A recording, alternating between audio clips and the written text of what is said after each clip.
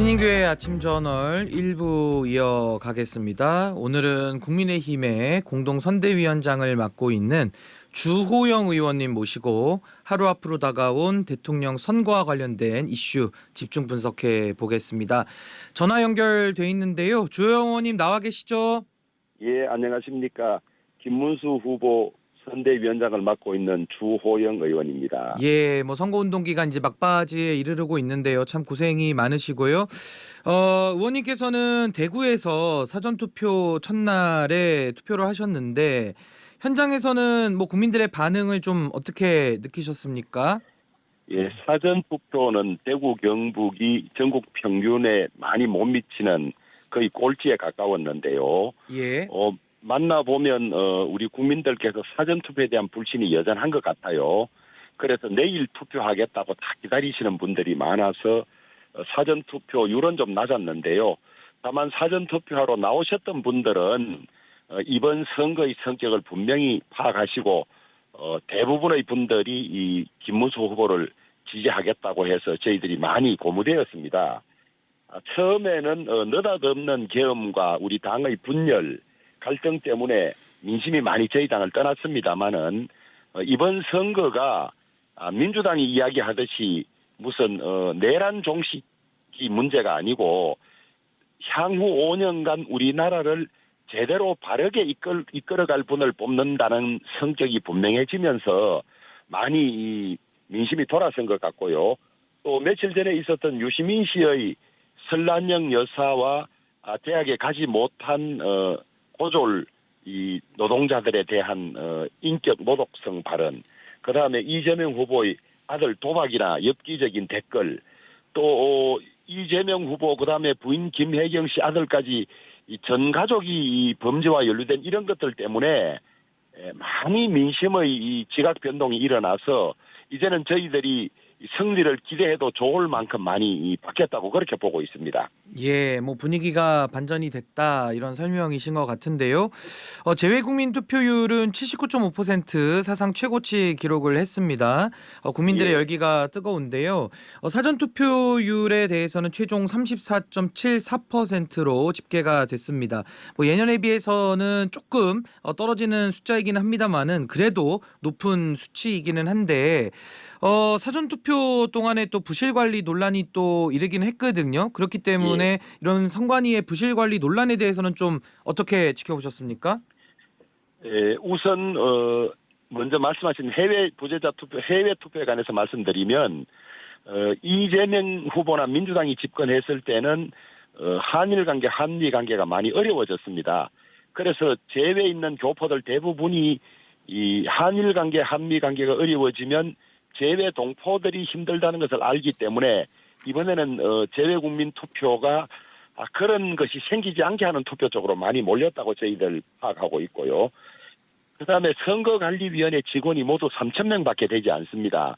그런데 투표할 때 투표소가 15,000개쯤 만들어지기 때문에 선거관리위원회 직원은 7개의 투표구를 관리하고 동사무소나 구청의 직원들이 주로 종사하는데 한두 시간 교육시키고 하기 때문에 이런 실수들이 많이 있는 것 같습니다. 예. 하지만은 투표를 조작하거나 하는 일들은 저희 아직까지 발견하지 못했고요. 단 이런 부실 관리들이 선거의 공정성과 투명성을 해치는 중대한 문제이기 때문에 사소한 실수라도 생기지 않도록 선관위가 교육을 제대로 하고 관리해야 되는데 대리투표라든지 용지 반출 사건이라든지 그렇지 않아도 불신이 높은 국민들에게 이 사전투표의 이 신뢰성에 관해서 커다란 의문을 제기한 것은 대단히 아쉬운 부분입니다. 예. 사전투표에 대해서 우리 의원님은 하셨고요. 또 김문수 후보도 예. 사전투표 독려를 많이 한 것으로 알고 있는데 또 한편으로 윤석열 전 대통령은 부정선거 관련 영화를 보는 등 굉장히 좀 선거 부정에 대해서 메시지를 좀 많이 내지 않았습니까? 이런 예. 부분들이 지지자분들이나 당원들에게는 어떤 영향이 별로 없었나요? 어떻게 보십니까? 윤석열 전 대통령께서는 아직도 자기를 지지하는 국민이 많은 줄로 아시는 것 같아요. 그런데 일부에서 보면 윤석열 대통령이 오히려 이재명 후보를 돕고 있다. 느닷없는 계엄을 해서 탄핵당해서 재보궐 선거가 생겨서 기다렸으면 이재명 대표가 재판받고 출마도 못했을 수가 있는데 그것으로도 이재명 후보를 엄청나게 도왔고 자꾸 선거에 우리 후보를 도우려고 하는 그런 모양새가 우리 당이 계엄과 단절하지 못하는 듯한 인상을 국민들에게 주어서 결코 도움이 되지 않는다. 가만히 있는 것이 도움이 되는 것이다. 이런 여론이 많은 것 같습니다. 예. 그런 점을 윤 전 대통령께서 잘 아셨으면 좋겠습니다. 예. 근데 뭐 선거에는 크게 이게 도움이 안 될 수 있다. 뭐 요 정도로 정리를 하겠습니다. 예예. 예. 그 박근혜 전 대통령도 대구 서문시장을 방문하면서 국민의힘에 또 힘을 실어주고 있는데 뭐 박근혜 전 대통령의 행보는 어떻게 평가하십니까? 저는 박근혜 전 대통령님의 행보는 저희들에게 크게 도움이 된다고 생각하고 있습니다. 우선 서문시장에 가셨을 때나 박정희 대통령 생가에 가셨을 때 인산인해를 이룬 국민들이 이 박근혜 대통령이 지금까지 겪으셨던 일을 안타까워하고 있고 그다음에 박근혜 대통령께서 분명히 이 김문수 후보가 되셔야 우리나라가 계속 발전할 수 있다. 그다음에 박정희 대통령부터 우리 그 시대를 살아오셨던 많은 연세 드신 분들이 이 국제시장이라는 영화에서 나타났듯이 정말 피땀을 흘려서 이룬 이 산업화와 조국의 근대화를 민주당이 집권하면 무너뜨릴 수가 있다, 부정할 수 있다 이런 걱정 때문에 저렇게 나서시는 걸로 알고 있고 오늘 또 조금 있다가 오전에 부산의 범어사를 방문하시고 또 우리나라 산업화 근대화의 이 상징적인 도시인 울산을 방문하셔서 우리 국민들에게 커다란 메시지를 전하실 것 같습니다. 대한민국은 계속 발전하여야 하고 이재명 후보나 민주당은 이런 우리의 근대화나 산업화를 부정하는 세력들이기 때문에 결코 맡겨서는 안 된다는 그런 메시지가 국민들에게 충분히 전달될 걸로 저희는 그렇게 생각하고 있습니다. 예. 그 한 매체에서 리박스쿨이라는 보수 성향의 단체가 댓글 조작 팀을 구성해서 여론을 조작했다라는 보도를 했습니다. 이 단체가 뭐 여러 가지 이제 그 기자의 잠입 취재를 통해서 상당 부분 많은 내용들이 세상에 좀 알려지게 되는 상황인데 김문수 후보와도 관련이 있는 게 아니냐 이런 논란도 있거든요. 의원님은 이 내용 어떻게 보셨습니까? 저는 전혀 아닌 걸로 알고 있습니다. 저는 대구의 선거가 시작돼서 상주하고 있기 때문에 자세한 내용은 모릅니다만은 이 뉴스 보도를 계기로 자세히 알아봤는데요. 예. 우리 당이나 김문수 후보와 이 단체가 관련이 전혀 없다. 관련이 전혀 없는데 3중 4중의 추론을 거쳐서 자꾸 엮으려고 하고 있다. 그리고 이 주체라든지 방법이라든지 이런 것에는 전혀 문제가 없고 내용 자체에 문제가 있다면 그것은 별도로 판단받을 일이기는 하지만은 다만 유시민 씨의 이 설란영 여사에 대한 막말이라든지 그다음에 이재명 후보 아들 이동호 씨인가요? 동호 씨의 이 도박 그다음에 이 엽기적인 댓글 이런 것들을 덮으려고 이런 제기를 하는 것이 아니냐. 오히려 민주당이 이 드루킹 사건으로 이런 조작을 한 전력이 있는 정당인데 아무 근거 없이 이 허위에 가까운 주장을 하고 있다. 그래서 저희들은 그 두 가지 악재를 덮으려고 이런다고 보고 있고요. 만약에 더 이상 구체적인 이야기를 하면 법적 책임을 피하기 어려울 것이다. 그렇게 보고 있습니다. 예. 근데 이제 의원님께서 말씀하신 부분은 이제 민주당이 그러면 이런 의혹을 덮기 위해서 뭐 이런 얘기까지 뭐 제공했다라는 뭐 조금은 제가 동의가 되지는 않는 얘기입니다만은 뭐 추론을 이렇게 하신 건데 그 내용을 들여다 보면 그 여론 조작에 대해서 결국에는 이제 김문수 후보를 지지하는 댓글들을 좀 쓰도록 한 것이고요. 결국에는 국민의힘의 의원들과도 뭐 기자회견을 잡아준다든지 그 단체 대표와의 이런 연관성까지는 이미 확인이 돼서 보도가 좀 됐는데 그 부분은 좀 어떻게 보십니까? 아니 이제 우호적인 단체나 이런 데 대해서 기자회견을 요청하면 예. 잡아주는 것은 상례거든요. 그런데 기자회견할 장소를 잡아준다고 해서 그 내용까지 다 관련이 있다는 것은 너무 멀리 나간 추론이고요. 그다음에 이런 선거를 앞둔 시점에서 이런 중대한 이 문제 제기를 하려면 어느 정도 주체나 방법이 구체적으로 드러나야 되는데 아니면 그만이고 하는 그런 식의 이 행태를 보이고 있다는 것에 저희들이 붕괴를 하고 있는 거죠. 그리고 이 댓글의 주체나 방법 이런데 전혀 문제가 없다고 저희들은 그렇게 보고 있습니다. 보고 있기 때문에 저희들이 추측건대는 급하니까 이런 걸 덮기 위해서 뒤집어 씌우게 하는 것 아니냐 이렇게 판단한다는 거죠.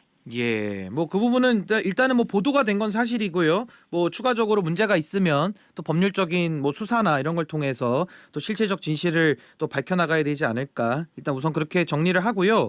예. 국민의힘은 민주당의 이재명 후보에 대해서 또 뭐 이 후보의 장남을 이제 증여세 포탈 등의 혐의로 검찰에 고발한다고 하는데 뭐 이 부분에 대해서는 뭐 이미 이재명 후보가 사과는 하곤 했는데 뭐 자녀에 대한 검증 차원 이렇게 보시는 겁니까? 아니 뭐 이 아들을 잘못 키운 것은 잘못이지만 허위 유포의 책임을 묻겠다 이렇게만 이야기를 했는데요. 예. 이 문제의 본질은 제대로 된 직업이 없는 30대의 청년이 이 전 재산은 390만 원이라고 신고해놓고 어떤 날은 하루에 1,155만 원 입금되는 도박도 하고 총액이 3억 2천만 원이라는 거액의 도박 자금이 입금되었는데 이 돈이 어디서 나온 것이냐는 것이 제일 중요한 문제인데 이 문제는 전혀 언급도 하지 않고 피해가고 있습니다. 만약에 부모로부터 받은 것이라면 이 탈세 문제가 있는 것이고요. 그다음에 그 부모는 이 재산이 어디서 나왔느냐 이런 문제가 있을 수 있기 때문에 이것은 정치 공방이 아니라 중대한 법률 위반의 문제가 포함되어 있고 대통령 후보 가족의 윤리성이라든지 국민들이 표심을 결정하는데 대단히 중요한 문제인데 거기에 관해서는 전혀 언급하지 않고 있는 점이 큰 문제라고 봅니다. 예. 그 좀 주제를 바꿔서요. 이제 그 단일화 문제가 사실상 정리됐다라는 뭐 권성동 원내대표의 발언도 있기도 했는데 또 어제는 김문수 후보가 뭐 단일화는 끝날 때까지는 계속 또 지켜봐야 된다. 또 이런 입장을 내고 있는데요. 김문수 후보와 개혁신당 이준석 후보와의 단일화 의원님은 어떻게 예상하고 계십니까? 저는 오늘 정도까지 단일화가 안 됐으면 단일화가 어려운 것 아니냐. 그리고 이준석 후보가 일관되게 단일화는 없다고 하고 있기 때문에 저는 단일화는 물 건너간 것이 아니냐 그렇게 보고 있습니다. 다만 정치는 가능성의 예술이라는 이야기가 있는데 1%의 가능성이라도 그것이 성사가 되면 100%가 되는 것이기 때문에 단정적으로 단일화는 끝났다고 제가 자신 있게 말씀드릴 수는 없습니다만은 가능성으로 보면 단일화는 어려워진 것이다. 저는 그렇게 보고 있고요. 다만 후보로서는 끝까지 간절하게 최선을 다한다. 그런 태도라고 생각합니다. 한 가지 아쉬운 것은 예. 저도 이준석 후보에 대해서 정말 장래가 촉망되는 정치인이고 또 앞으로 더 성숙되면 우리나라를 이끌 수도 있다고 보는데 이번은 아니라고 보고 있습니다. 다만 이번에 이렇게 끝까지 완주함으로써 이 나라의 장래를 걱정하는 보수의 주류들과 척을 지게 된다든지 실망시키는 점이 과연 정치적 장래에 어떤 도움이 될지에 관해서는 대단히 아쉬운 점이 많습니다. 예. 근데 단일화 이슈가 좀 나왔으니까 추가로 여쭤보면 이준석 후보가 제3차 TV 토론회에서 굉장히 좀 문제가 되는 발언, 제가 뭐 여기서 마이크에서 옮기기가 좀 부적절할 정도의 좀 심한 말을 해서 굉장히 비판을 많이 받아왔는데 의원님께서는 그 발언에 대해서는 어떻게 평가하십니까? 저는 이렇게 보지요. 이재명 후보 아들의 문제점을 지적하려고 한 의도였는데 그러나 전 국민이 보는 TV 토론에서 공개된 토론에서 표현을 비록 인용했다고 하더라도 그런 표현은 좀 자제해서는 좋지 않을까 그런 아쉬움이 있습니다. 예. 그럼 단일화 관련해서 하나만 더 여쭤보면 사실은 뭐 대선 기간이 좀 짧기는 했습니다만은 그래도 어느 정도 비전이나 또 미래에 대한 대안을 좀 제시하는 쪽보다는 이재명 대표의 그 대해서 비토 정치라고 하는 그 집권해서는 안 된다 이 메시지가 좀 줄을 잃었던 것 같거든요. 그래서 이런 전략이 아마 내일 선거 결과에 어떤 영향이 있을 걸로 좀 보시는지 그리고 다른 이슈보다도 이 단일화 이슈가 너무 지면을 많이 장식을 해가지고요. 이 두 가지가 내일 선거 결과에는 또 어떤 영향을 줄지 의원님 어떻게 보고 계십니까? 저는 이렇게 생각합니다. 이번 선거가 느닷없는 계엄과 탄핵으로 되었기 때문에 저희들이 처음에 분리했던 것은 사실이죠. 그러나 그 계엄하게 된 계기를 보면 또 민주당이 말끝마다 내란 종식이라고 하는데 사실 내란의 원인, 그게 내란이라면 내란의 원인은 민주당이 제공한 것이죠. 무려 32번의 탄핵으로 거의 헌법기관을 무력화시켰는데요. 법상 내란이라 하면 헌법기관을 무력화시키는 것이거든요. 예. 그런 취지에서 보면 정말 내란은 민주당이 기도했던 것이라고 볼 수 있고요. 방금 말씀하신 대로 양당이 이 정책 공약집을 불과 며칠 전에 냈습니다. 저희들이야 늦게 선거 준비를 해서 그렇다 치더라도 민주당은 3년 이상 준비해왔던 당이 저렇게 부실한 정책 공약을 늦게 냈다는 것이 좀 이해가 되지 않고 있고요. 다만 선거는 미래 비전을 제시하고 국민의 선택을 받는 것이지만은 지도자는 그 사람이 어떻게 살아왔는지 어떤 일을 해왔는지만 봐도 앞으로 어떻게 할지를 알 수 있는 것이기 때문에 말로는 무슨 이야기라도 할 수 있습니다. 비전이나 공약이 지켜지지 않으면 그야말로 빌공짜 공약이 되는데요. 저희들은 이재명 후보가 지금까지 어떻게 해왔다는 것만 이야기하더라도 국민들이 알아볼 것이다. 그리고 김문수 후보의 품성이나 자질이나 청렴 결백함이나 올고듬, 그다음에 경기도지사를 하실 때 여러 가지 업적에 비추어 보면 사람 비교만 해도 저희들은 국민의 판단 그거가 될 것이라고 봤고, 또 이재명 후보는 믿을 수 없는 부정직한 후보다. 지금까지만 해도 그랬는데 대통령까지 되고 또 자신의 사법 리스크를 방어하거나 제거하기 위해서 대법원장을 바꾸고 사법부까지 장악한다면 완전 독재 국가가 될 것이다. 이 위험성을 알리는 것만 해도 저는 이번 선거에서 선택의 기준이 분명할 것이라고 보기 때문에 저희들이 그렇게 캠페인을 한 것입니다. 예, 그분은 여기서 정리하고요. 마지막 주제가 될 것 같은데 김문수 후보의 종교 공약 중에서 대표적인 불교 관련 정책이 있으면 좀 소개를 해주시고 마무리하겠습니다. 불교는 종교로서의 불교가 있고, 그다음에 우리 이 전통 문화의 이 보유자로서의 이 불교의 성격이 있는데요. 문화유산 관리 지원 체계의 전향적 개선이라 그래서 전통문화유산 관리제도 지원을 위해서 전통사찰 법령을 개선하고, 그다음에 이 문화유산 관람료 감면 지원제도를 개선하고 여러 가지 규제를 개선하는 정책을 내었고요. 그다음에 종교로서의 불교에 관해서는 불교가 가진 간화선, 그다음에 선명상을 적극 보급해서 국민의 마음을 편안하게 하고 불안을 다스리는 이런 일을 같이 지원하겠다고 공약을 하셨습니다. 그다음에 이번 경북 북부 화재로 불탄 교구본사, 고은산을 비롯한 전통 사찰들을 모두 복원하고 연등회 전선기념관, 그다음에 호국 의성 선양관 등을 불교 수건 사업들을 지원하시겠다고 약속을 하셨고 저희들이 그것을 보장하고 있습니다. 예, 오늘 말씀은 여기까지 듣겠습니다. 지금까지 국민의힘의 공동선대위원장 맡고 있는 주호영 의원과 함께했습니다. 의원님 고맙습니다. 감사합니다.